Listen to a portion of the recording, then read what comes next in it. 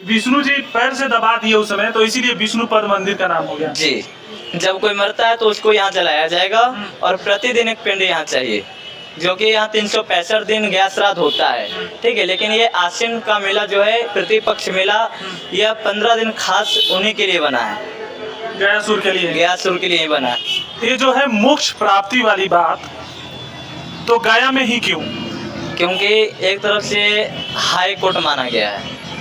मैंने गया को हाई कोर्ट माना गया है जी। स्वर्ग का। जी, शकुन टाइम्स की टीम गया में आ गई है, और आप लोग कहिएगा कि गया में गया है तो कुछ बताया ही नहीं।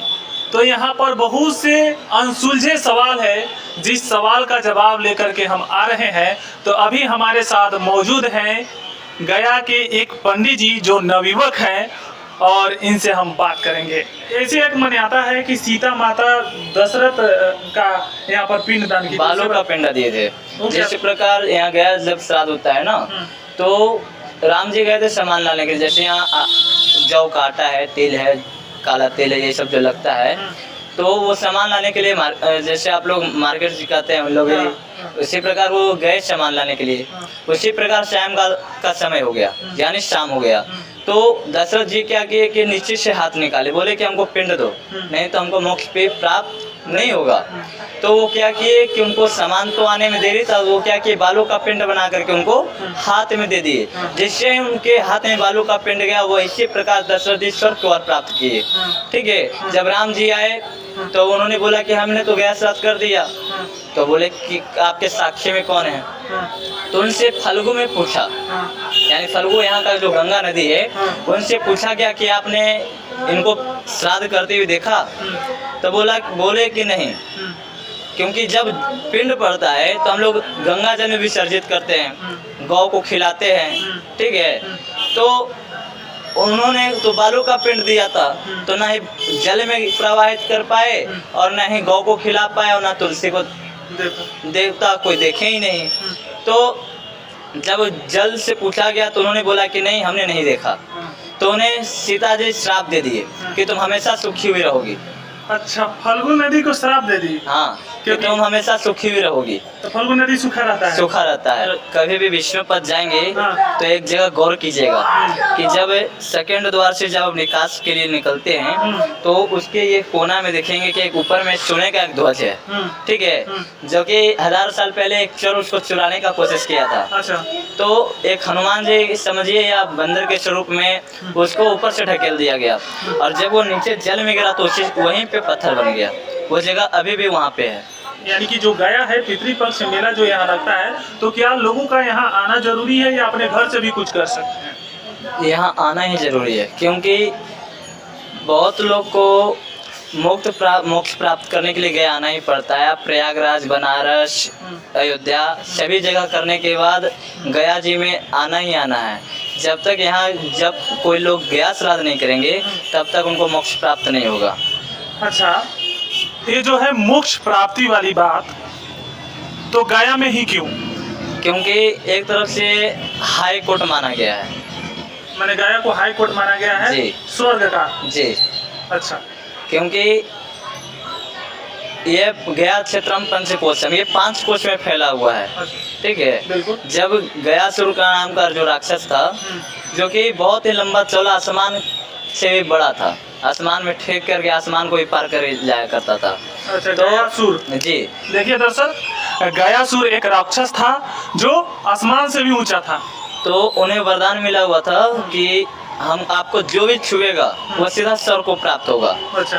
तो जितने भी पापी थे, जितने भी मनुष्य थे, सब उनको छू करके सब चले जा रहे थे स्वर्ग को। और तो भगवान भी सोचे कि सब पापी अगर स्वर्ग में ही चला जाएगा तो नरक तो खाली हो जाएगा। बिल्कुल। तो उन्होंने क्या किया कि गयासुर के ऊपर हवन करने के लिए सोचे, यज्ञ करने के लिए सोचे।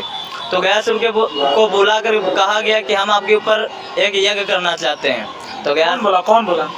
भगवान ब्रह्मा जी ने कहा। अच्छा। तो गयासुर ने कहा कि मेरे ऊपर ही क्यों आप करना चाहते हैं, आप तो भूमि पे भी कर सकते हैं। तो ब्रह्मा जी ने कहा कि धरती को मनुष्य गंदगी फैलाए रहते हैं, मल्य है, मूत्र है, कचरा है, जो भी रहता है सब भूमि पे फेंका रहता है, इसलिए भूमि अशुद्ध है। तो आपका शरीर शुद्ध है, इसलिए आपके शरीर के ऊपर हम करना चाहते हैं। तो गयासुर क्या किए, वहीं पे लेट गए।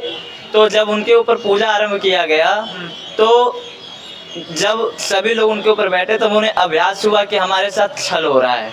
अच्छा, गयासुर जो राक्षस था उसको आभास हो गया कि हमारे साथ छल देवता लोग कर रहे हैं। हाँ, छल देवता लोग कर रहे हैं, तो वो उठने लगे। हाँ। तो जब वो उठने लगे हाँ। तो भगवान विष्णु क्या किए कि अपने चरण से उनको जमीन में दबा दिए। अच्छा, तो गयासुर ने कहा कि आपने मेरे साथ ऐसा क्यों किया? हाँ। तो उन्होंने कहा कि सभी पापी लोग तुम्हें। अच्छा, इसीलिए एक मिनट रोकना चाहूंगा, इसीलिए जब विष्णु जी पैर से दबा दिए उस समय, तो इसीलिए विष्णु पद मंदिर का नाम हो गया जी।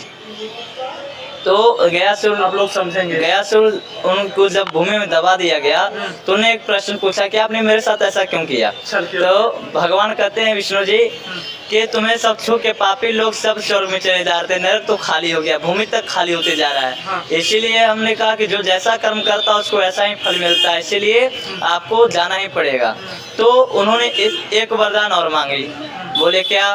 तो कहते हैं कि हमें प्रतिदिन एक मुंड और एक पिंड चाहिए। मुंड पिंड का मतलब नहीं समझा। मुंड हो गया जैसे लाश, जो जब कोई मरता है, हाँ शव, जब कोई मरता है तो उसको यहाँ जलाया जाएगा, और प्रतिदिन एक पिंड यहाँ चाहिए, जो कि यहाँ 365 दिन गैस श्राद्ध होता है, ठीक है। लेकिन ये आश्विन का मेला जो है, प्रतिपक्ष मेला, यह 15 दिन खास उन्हीं के लिए बना है, गयासुर के लिए, गयासुर के लिए ही बना है। तो इसमें क्या होता है? जिस दिन यहाँ शव और एक पिंड अंड नहीं मिलेगा, तो उस दिन यहाँ एक पुतला बना के जलाया जाएगा।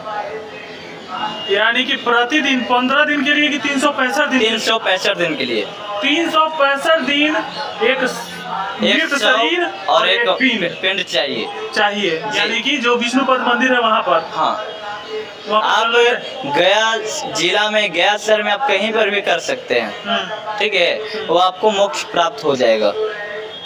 आप यहाँ भी अगर कर लेंगे तो आपको मोक्ष प्राप्त हो जाएगा, क्योंकि 5 कोष में फैला हुआ है। अच्छा, तो एक मुंड और एक सिर चाहिए, उसके बाद उनके बाद उनको मोक्ष प्राप्त हो जाएगा।